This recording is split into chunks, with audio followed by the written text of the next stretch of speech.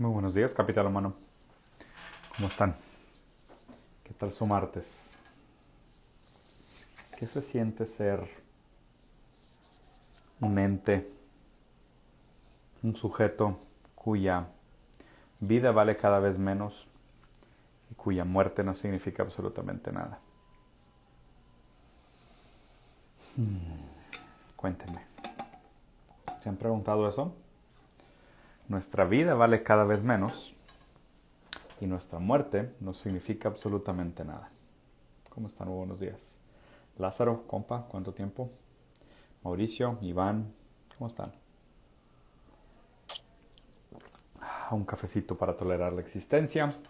Sí, vamos a platicar sobre Colombia y vamos a platicar también sobre lo que sucedió en México.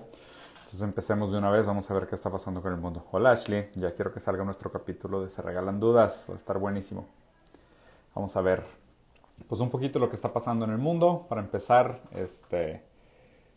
COVID sigue siendo el rey de la viralidad, sigue teniendo muchos números. Vean estos números: 2.430.000, 217.000, 1.800.000, 153 millones. Me encantan los números, sobre todo cuando están vinculados al sufrimiento ajeno, anónimo y a la muerte. Son cifras increíbles, datos, números, fallecidos, sospechosos, curados, contagios, muertes, asesinatos, atentados, terroristas, muertes, más muertes. Hay que proyectar el número de muertes. ¿Por qué no proyectamos el número de muertes? ¿Cuántas muertes habrán a ver? ¿Cuánta gente murió? ¿Cuánta gente está muriendo? 23 muertos en el metro de México que se cayó por negligencia. Vamos a platicarlo rapidito, porque la verdad es que sí fue un tema medio complejo. Mira, no funciona el link, qué interesante. Bueno, ayer en México hubo un accidente terrible, la verdad es que una lástima, un pésame a las familias. Van 23 personas muertas porque en un tramo del metro de la Ciudad de México, un metro que iba pasando colapsó sobre sí mismo, se rompió el puente y murieron varias personas, muchas personas quedaron heridas y demás, ¿no? Todavía se está investigando el caso. Pero a grandes rasgos lo que pasó es que después del sismo del 2017, después del terremoto del 2017, quedó con fallas estructurales, lo cual comprometió la infraestructura y pues invariablemente colapsó y mucha gente murió, ¿no? ¿A qué se debe todo esto? Digo, primero que nada, quiero que noten que este es un metro volado, ¿no? O sea, no es un metro subterráneo. ¿Saben por qué? Porque los metros subterráneos son mucho más caros de implementar que los metros volados. Entonces, pues digo, ya desde ahí había una lógica de ahorro de dinero. Pues hagámoslo volado, porque es más barato que tener un metro abajo, ¿no? Y alguien probablemente dijo, sí, pero son más baratos, pero pues también tienen un peligro mayor. Y alguien ha de haber dicho, bueno, ¿de qué estamos hablando? ¿Un accidente a cada 10 años por ahorrarnos no sé cuántos millones de dólares? Pues vale la pena, ¿no? O sea, es un buen ahorro. Sí, claro, es un buen ahorro, porque pues digo, las 23 personas que se murieron aquí son trabajadores de nivel socioeconómico bajo, el cual a nadie le importa. Entonces murieron y pues se volvieron parte de una tabla Excel donde alguien justificó la construcción de un metro volado contra un metro subterráneo porque es más barato.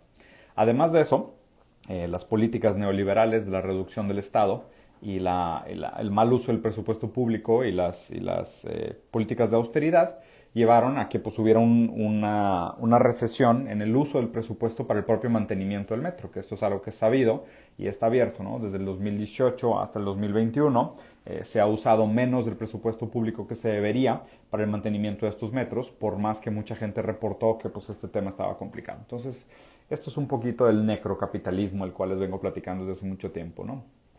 Se hacen contabilidades, se hacen tablas de Excel donde se miden el costo de vida humanas que puede generar el ahorro y se toma decisiones en nombre del ahorro a costa de vidas humanas porque pues, es mejor el dinero inmediato que las muertes a futuro y eso se trata el capitalismo, ¿no? El sufrimiento ajeno. Un poquito en RT y voy a revisar nada más un par de cosas para poder llegar a la noticia de Colombia. Primero que nada, Estados Unidos empieza a hacer una serie de alianzas estratégicas y movimientos políticos estratégicos para detener el supuesto ascenso de China a la hegemonía global, lo cual ya les había comentado, me parece inevitable. Si de por sí me parece que China ya tiene una hegemonía global en el sentido tecnológico, en el sentido de desarrollo, en el sentido político, en el sentido económico también. Probablemente las pocas guerras grandes que les quede por ganar es sacarle la vuelta al SWIFT, como esta última táctica imperialista americana de mantener el mundo bajo un dominio americano. Pero prácticamente esto es algo que tienen que aceptar, ¿no? Y yo creo que poco a poco lo vamos a ir como digiriendo y aceptando de que sí, la promesa americana no solo falló en muchos sentidos, sino que fue sumamente nefasta y dañina para el mundo en general durante una serie de décadas. Y nos toca un cambio, nos toca cambiar un poco de postura ideológica, nos toca ver el mundo de otra manera y la verdad es que creo que algo bueno va a salir de esto. Sí me preocupa un poco cómo salga cómo salga Estados Unidos de esto, pero pues es inevitable que se dé el asunto, ¿no? Por otro lado, qué rara noticia, digo, por si alguien no lo sabía, pues es obvio que Bill Gates no nos va a salvar del COVID, ni acabar con las noticias falsas, ni salvar el medio ambiente, porque pues no les conviene. O sea, no sé si vieron la noticia, pero pues Bill Gates ya es más rico ahorita de lo que era cuando estaba en Microsoft. Se volvió el mayor dueño de tierras agrícolas de todo Estados Unidos. Ganó una fortuna con el manejo de las vacunas durante la pandemia. Y pues nada nuevo, más necrocapitalismo. Acuérdense, si es bueno para la economía, es malo para la vida humana. Y si es malo para la vida humana, es muy bueno para la economía. O sea, nada como una persona saludable, que ahora va a ser soltero, para el que esté interesado, es un partidazo. Este güey acaba de ganarse una lana en el peor momento de la historia moderna de pandemia. Y pues es un tipazo, güey. O sea, véanlo, es un partidazo. Se va a divorciar, va a quedar soltero otra vez, va a ser un solterazo. Aparte trae todo el billete, pero la verdad es que siento romperles el corazón, pero siento que es de derecha y la verdad es que la derecha es pésima en la cama y no dudo que este güey no sea otro de estos que sea pésimo en la cama. Entonces vamos a dejarlo ahí. Por otro lado, ¿se acuerdan que habíamos platicado de que la crisis de COVID en India se estaba saliendo de control? Y la verdad es que sí están muy graves las cosas. Superó los 400,000 casos, si no me equivoco, India, las 4,000 muertes diarias, que son números como los que se estaban viendo en Brasil en el peor momento de las últimas semanas, que se estaba poniendo fea la cosa, lo cual me hace pensar algo muy raro, ¿no? India fue el primero en reportar los números de contagios iguales a los de Estados Unidos. Creo que es el país número 2 en número de contagios de Estados Unidos. Y Estados Unidos creo que fue de los países que más reportó muertes, lo cual no cuadra con los números de muertos que ha reportado India. Entonces aquí, pues obviamente lo que tenemos que pensar es que el número de muertes en India por COVID es infinitamente mayor de los que se plantean. Y pues esto también refleja la realidad de que pues muchos otros países pues tienen el mismo problema, ¿no? O sea, no reportan realmente los datos reales, no hay manera, no hay mano de obra, no hay ineficiencia, no hay infraestructura, no hay presupuesto, no hay ni interés. Pero pues acuérdense, el tema común de las noticias de hoy van a ser Ustedes significan cada vez menos en vida y su muerte no significa absolutamente nada, más que otra décima de fracción en una gráfica, en una tabla que se presenta de manera alarmista, pero realmente la verdad es que la muerte cada vez significa menos o es que nada. En Wall Street Journal, un par de noticias interesantes que quiero revisar. Primero, el secreto y la jaula de shadow ban de Facebook, donde Facebook cada vez más tiene como esta censura silenciosa. Café amargo, muy amargo mi café hoy. Tiene como esta jaula silenciosa donde mete a la gente que habla de cosas que no les gusta. De hecho, me avisaron que desde ayer mi contenido en Instagram está como contenido sensible, lo cual entiendo, porque pues digo, he visto cómo la gente se ofende con las cosas que digo, entonces supongo que existe por lo menos un vínculo sensible entre la gente que ve lo que hago y las cosas que digo. No sé si mi contenido sea sensible o que la gente que lo ve es sensible, pero pues hay algo de sensibilidad definitivamente, ¿no? Y no me sorprendió ver esta noticia donde cada vez más algunas notas y cosas son puestas como en el limbo de Facebook. Como por ejemplo, una persona que publicó un artículo sobre la deuda educativa en Estados Unidos. Y pues pudieras decir que, oye, pues ¿por qué te van a shadowbanear o mutear por hacer algo de este tipo en Estados Unidos, ¿no? Pero pues digo, algún interés deben de tener. Y para esto lean Manufacturing Consent de Noam Chomsky, de cómo realmente el mundo de las noticias, el mundo de los medios, es más que nada una maquinaria que perpetúa el poder hegemónico del dinero y claro, de la hegemonía capitalista, del valor como un fin en sí mismo y hace todo más allá, ¿no? Por otro lado, Biden está levantando bastantes dudas y la verdad es que me da bastante gusto lo que está haciendo. Al contrario de lo que está pasando en Colombia, de hecho, Biden está pasando unas propuestas para incrementar el corporate tax, o sea, los impuestos a las empresas y a las grandes riquezas, y irse sobre la acumulación de capital que hay en el pico de la pirámide, ¿no? Para soportar su plan de desarrollo infraestructural de los próximos 15 años. Lo cual, pues, suena bastante bien. O sea, sinceramente no sé qué está pasando aquí, pero pues suena bastante bien. Obviamente va a haber algo de fuga de capital, definitivamente, lo cual no es nuevo.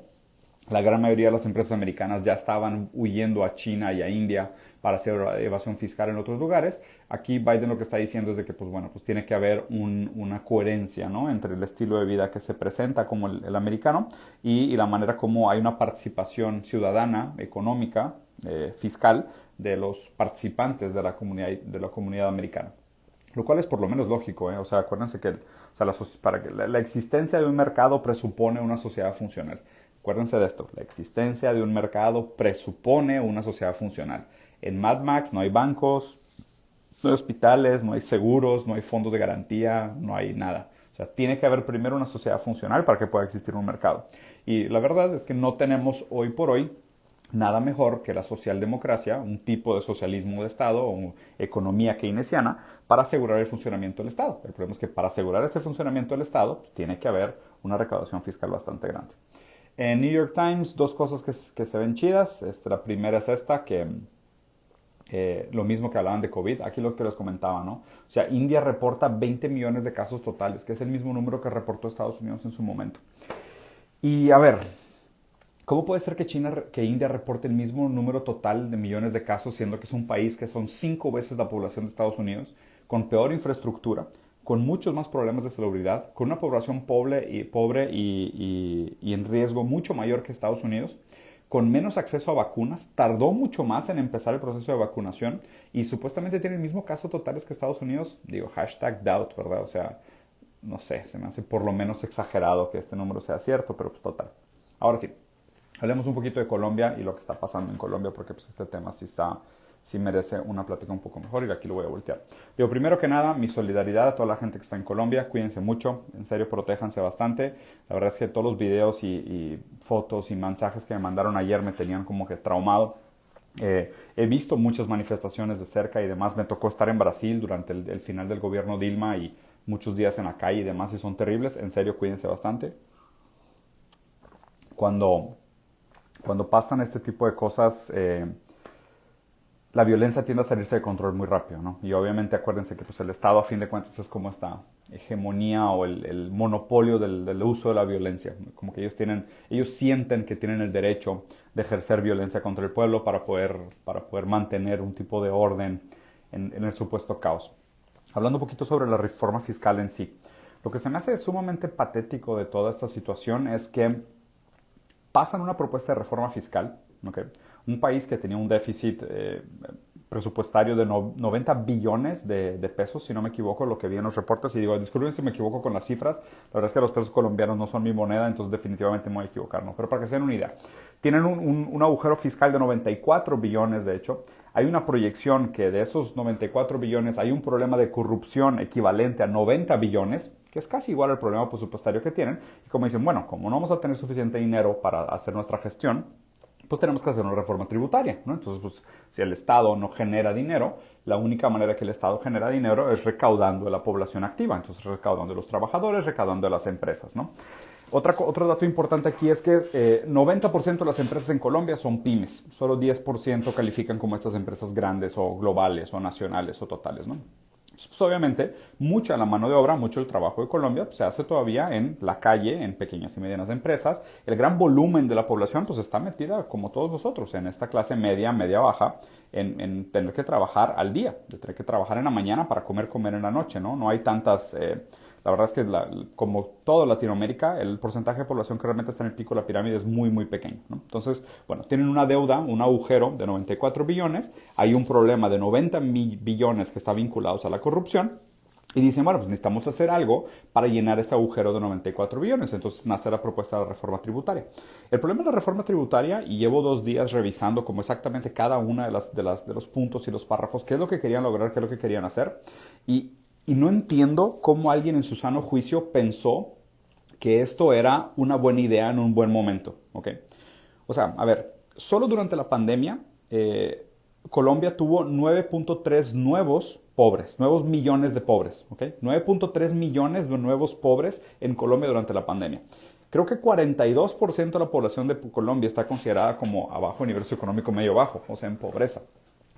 Ok, y aún así es la economía número 8 de América Latina, lo cual me habla de que, pues digo, qué complicado, ¿no? Y sin entrar demasiado a detalle de qué han hecho todos los gobiernos pasados, a grandes rasgos, lo que se ha hecho en América Latina ha sido populismo de centro-derecha. O sea, sinceramente, hay muy pocos gobiernos de izquierda que hicieron algo, hay algunos casos aislados donde se pudo hacer algo, pero a grandes rasgos lo que se hizo fue esto, fue precarización del Estado, financiamiento estatal, o sea, el Estado se endeuda para crecer las pocas empresas que son rentables y a fin de cuentas es la desaparición de las clases medias. Okay.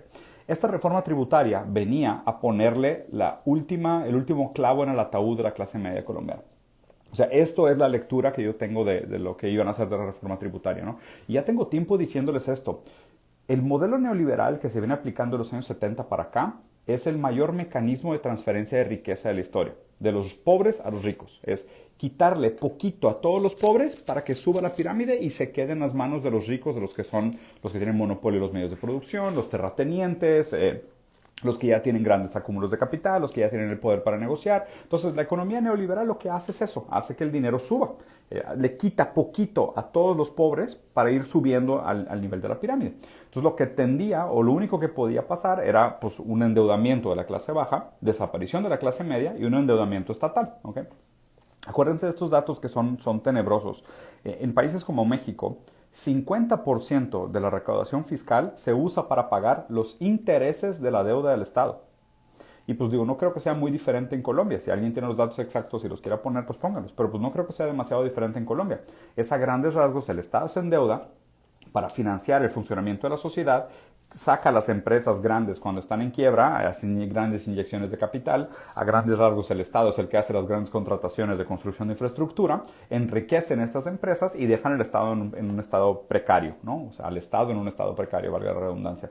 Pero pues justo como lo que pasó en el Metro de México, es pues claro, o sea, cada vez hay menos dinero para administrar porque tenemos que estarle pagando los intereses al banco de la deuda estatal, mal cuidamos la infraestructura urbana, la infraestructura social, la seguridad, el bienestar, el saneamiento, el transporte, las cosas quiebran, la gente muere y se vuelven parte de la estadística.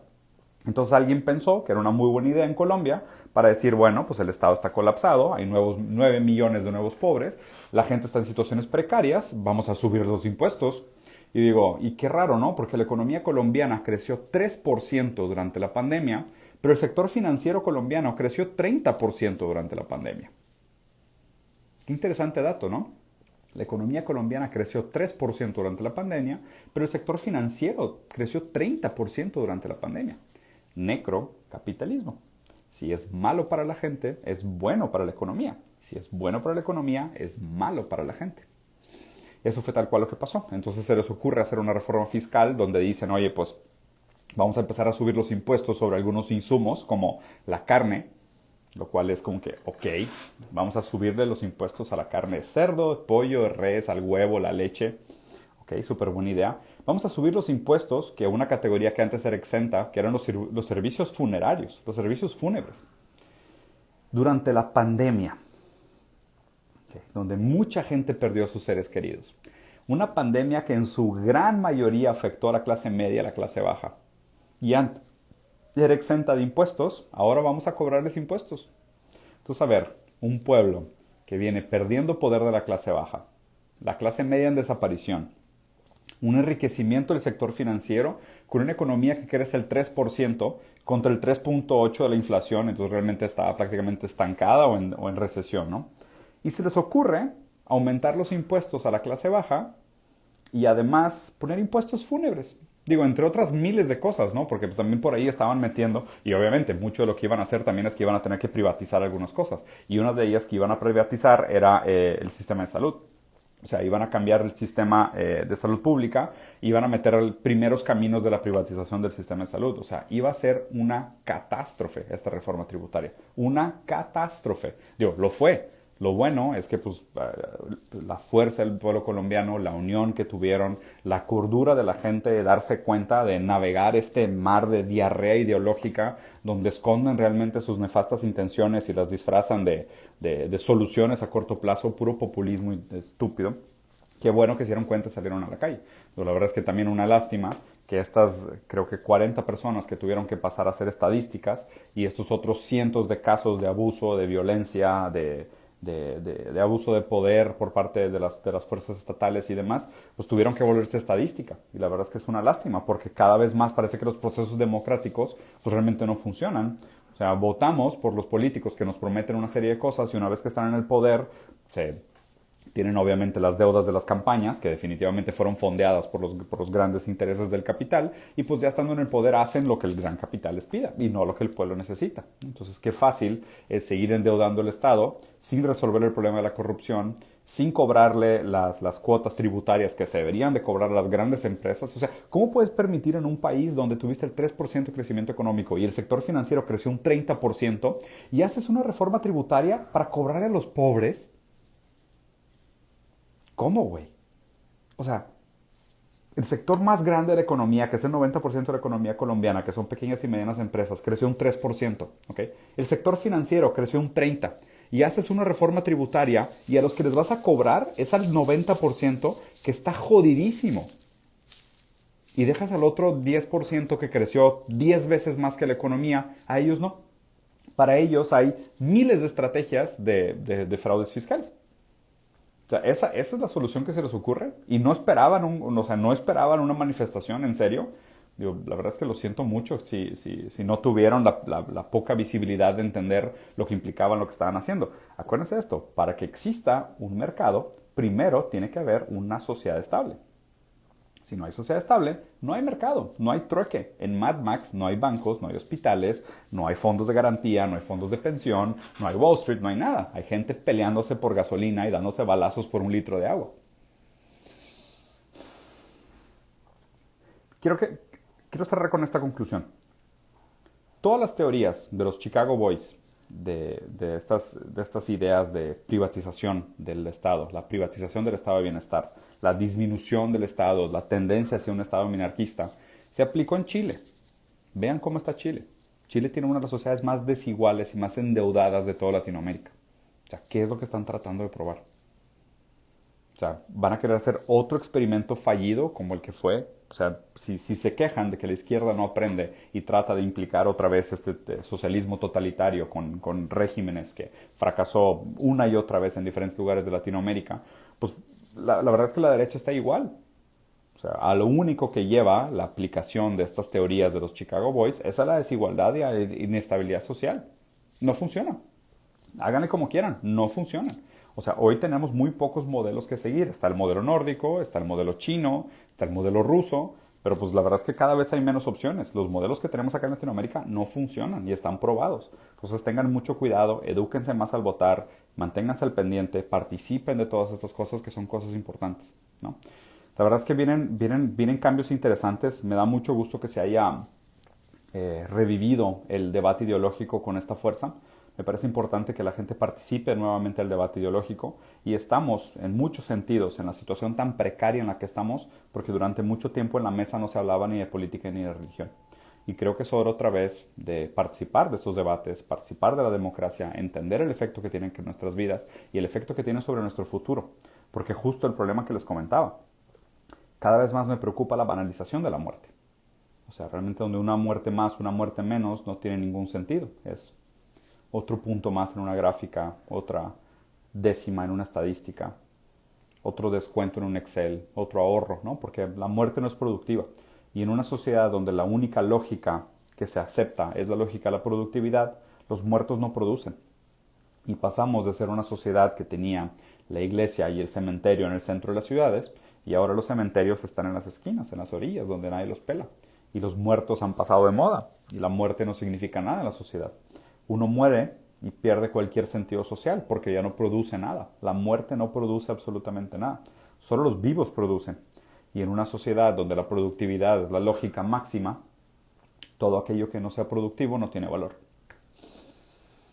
Entonces, díganme ustedes qué se siente ser parte de una sociedad donde la vida vale cada vez menos y la muerte no significa nada. Cuídense mucho allá afuera. Que tengan bonito martes. Los quiero, capitán humano. Adiós.